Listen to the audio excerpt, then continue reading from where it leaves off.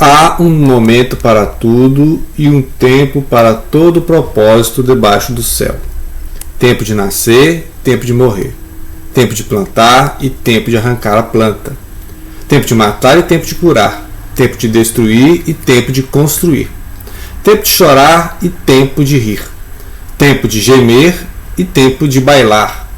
Tempo de atirar pedras. Tempo de recolher pedras. Tempo de abraçar. Tempo de se separar. Tempo de buscar e tempo de perder. Tempo de guardar e tempo de jogar fora. Tempo de rasgar e tempo de costurar. Tempo de calar, tempo de falar. Tempo de amar e tempo de odiar. Tempo de guerra e tempo de paz. Saudações, bom dia, boa tarde ou boa noite.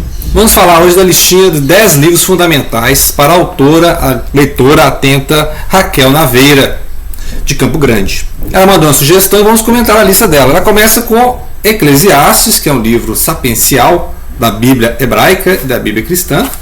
Um livro que é atribuído a Salomão lá bem antes, uns 200 anos pelo menos. Se for Salomão é uns 900 anos antes de Cristo. Mas há várias datações e pode ser 450 a.C., nós não temos a data exata, mas importa o conteúdo.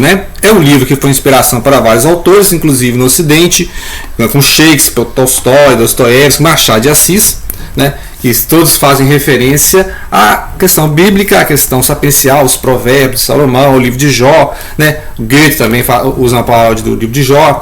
Então, vários autores leem a Bíblia, acompanham a Bíblia.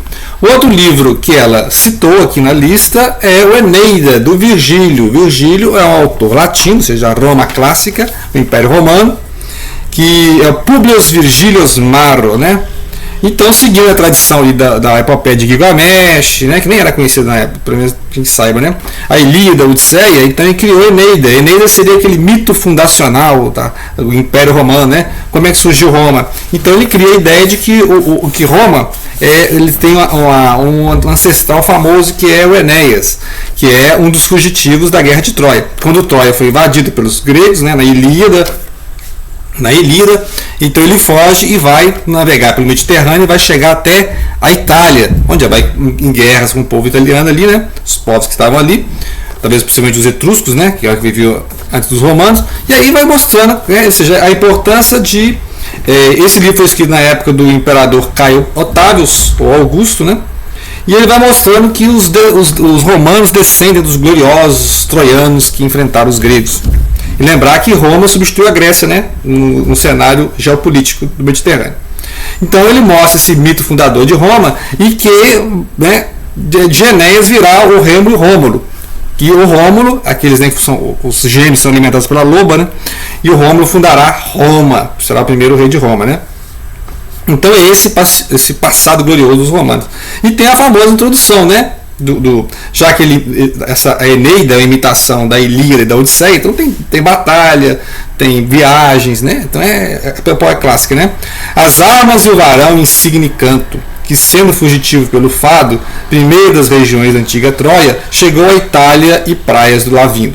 Essa é uma tradução de Leonel da Costa, de 1638. Tem a outra. As armas e o varão canto piedoso, que primeiro de Troia desterrado, a Itália trouxe o fado poderoso, e as praias de Lavino veio armado. É de João Barreto, 1670. Então, desde o século XVII nós temos traduções. E aí temos também os Lusíadas, As armas e os barões assinalados, Então tá. Muito bem, o próximo livro é As Flores do Mal, que nós já comentamos em outros vídeos, Que é já dando um salto temporal imenso, Está lá no Império Romano, jogamos 1900 anos no futuro e estamos agora na França do século XIX, poesia e modernidade. Poesia e modernidade, ou seja, quando a modernidade chegou à poesia, que é a vida urbana, a fugacidade, a efemeridade da vida e o tédio na cidade grande, O tédio de Paris. E já tem um vídeo sobre esse livro, Podemos fazer outros, mas basicamente aqui referendar. Sensacional, palmas para Raquel Naveira.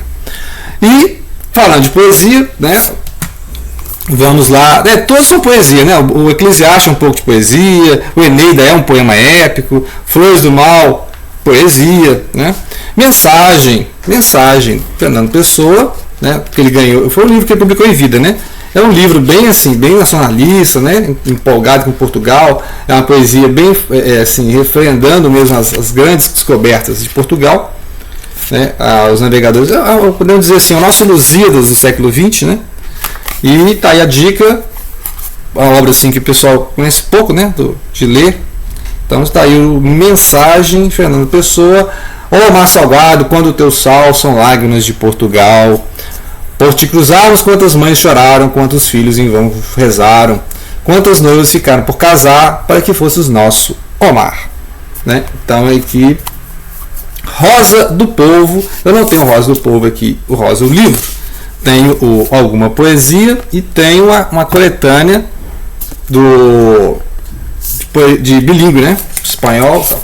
E tem aqui considerações do poema. Não rimarei a palavra sono com a incorrespondente palavra outono.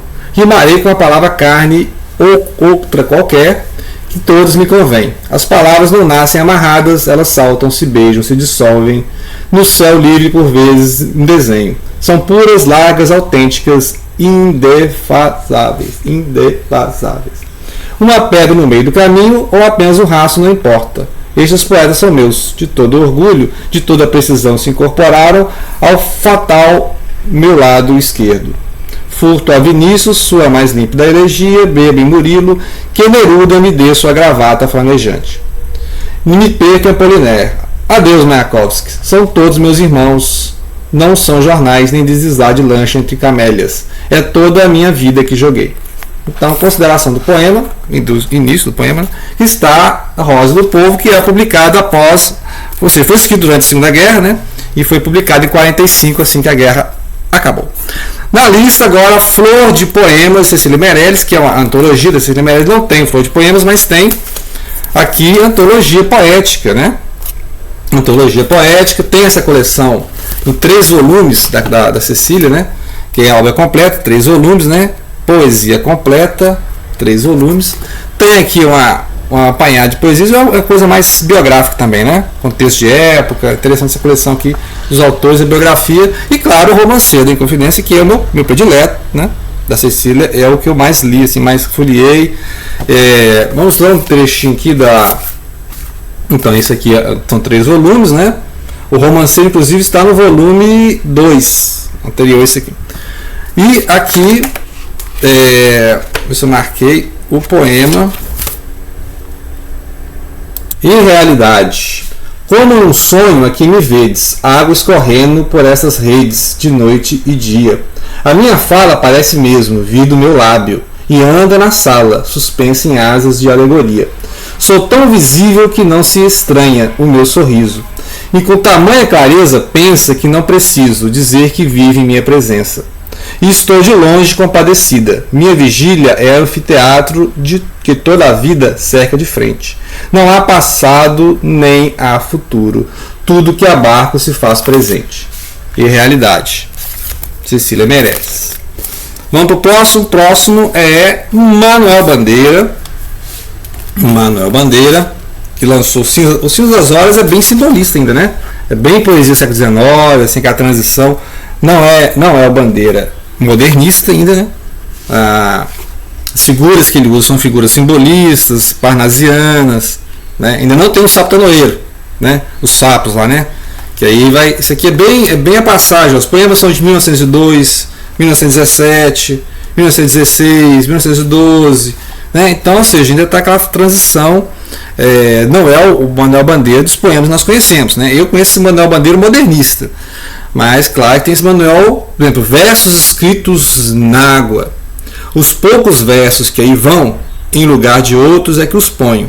Tu que me lês, deixo ao teu sonho, imaginar como serão. Neles porá a tua tristeza, ou bem teu júbilo, e talvez lhes achará, tu que me lês, alguma sombra de beleza. Quem os ouviu não os amou, meus pobres versos comovidos, por isso fiquem esquecidos onde o mau vento os atirou. Então, A Cinza das Horas é essa primeira obra, pelo menos nessa coletânea aqui, ó, Estrela da Vida Inteira, é a primeira, as primeiras, daí tem várias obras, né? Ele faz um apanhado, a Cinza das Horas é a primeira. Vamos ver a ordem que está aqui. Porque o Libertinagem já é mais na frente, ó.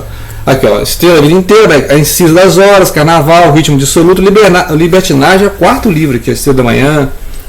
Então, para quem já pegou a obra em Libertinagem, igual eu peguei lá, a primeira obra, né, em Modernismo, então é bom ter essa base, igual a Hilda Hilst também. A Hilda Hilst tem essas fases, né, de baladas, depois começa aquela fase mais erótica, então o pessoal que pega numa fase não entende a outra, mas é que igual certas bandas, né, que você pega no estilo, tem outro estilo depois, né, vai mudando. Mas é interessante, porque ele mudou, mas a riqueza rítmica, né, de imagens que o Bandeira, isso é do Bandeira, né? Ou seja, pode ter mudado alguns temas, pode ter feito uma poesia mais urbana, mais satírica, né? Mais irônica, mas esse primeiro Bandeira aqui que se criou na literatura francesa, né? Bandeira se criou pelos franceses, as imagens, o ritmo é bem francês, né? Então, Cinza das Horas, fica a dica sensacional, nota 10. Próximo aqui é a Laços de Família, da Clarice Lispector. Não tem, já li alguns contos, né? Amor, Imitação da Rosa, Laços de Família, O Crime do Professor de Matemática e tal. Não tem o livro aqui, dou dicas então. Dou dicas, claro, Felicidade Clandestina, que eu acho melhor de contos dela, né? E esse sensacional aqui. Que estilo é esse, hein? Que estilo é esse? É um estilo assim, totalmente intimista, né? É um romance, mas é um romance para dentro e não é um romance para fora. Qual que é o enredo do livro? Qual que é o enredo? Os livros da Clarice sempre tem preocupação assim, né? Que enredo que é? Na verdade, o enredo é apenas uma projeção da mente da personagem, né? O enredo, você constrói também o seu enredo. Você de repente tem que dar um sentido para o que ela está falando, né? Então é bem Clarice isso, né? É uma coisa totalmente introspectiva. Muito bem, vamos lá. Disciplina do Amor, próximo livro está na lista, é da Lígia Fagundes Telles. Não tem esse livro, não li esse livro. É um conjunto de escritos, né? Diários e textos. E o Disciplina do Amor é um conto que tem na internet disponível, que é aquele em que um soldado vai para a guerra, né? O cachorro. E tem um cachorro, e o cachorro fica esperando o soldado voltar. Né? Então, assim, todo mundo esquece o soldado, porque ele morreu na guerra, né? E o cachorro fica todo dia lá, no mesmo lugar que ele esperava o dono, e assim, por décadas, né? E então aquele negócio da fidelidade canina, né? Interessante, é um conto que está na internet, né? Mas eu vou procurar o livro. E, claro, fechando aqui, um livro que eu vou falar com mais, né? Que eu vou falar com mais calma, que é o da Pinhon. Pinhon, ela vem lá da Galícia, né? Galícia, que é aquela região lá do norte de Portugal, que é parte de Espanha, né? Tanto é que o galego, o português, é um idioma que surgiu ali e formou o nosso português, né? Então tem algumas características lá que é uma língua meio espanhola, uma língua meio castelhana, né? E lá nessa região eles falam castelhano, que é a língua de Castela, que a gente chama de espanhol aqui, né? E o galego e português parece português, mas tem algumas pronúncias. Eu já ouvi pessoas falando galego e português, assim, é uma mistura de espanhol e português, né? Não portunhol. Portunhol tá aqui. Portunhol você quer falar português, espanhol com o argentino, né?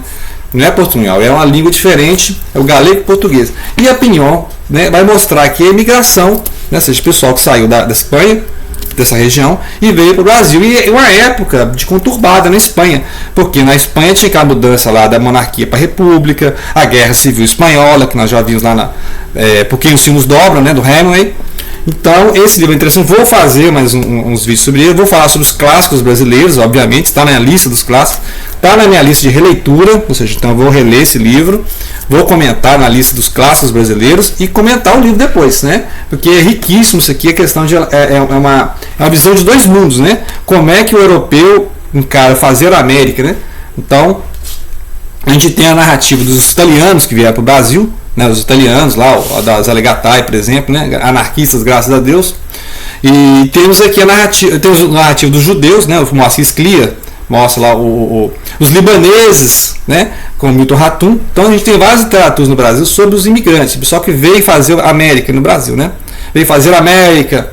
Aí o pessoal que vem lá do Líbano, o pessoal que vem, né, da Espanha, né? Pessoal que vem da Espanha, pessoal que. E vários autores, né? Tem vários autores. Tem pessoal que vem da Polônia, né? Temos autores brasileiros que são descendentes de poloneses, né? Então pode poder fazer um vídeo sobre isso, ou seja, os filhos de imigrantes que vieram contar a história dos ancestrais, né?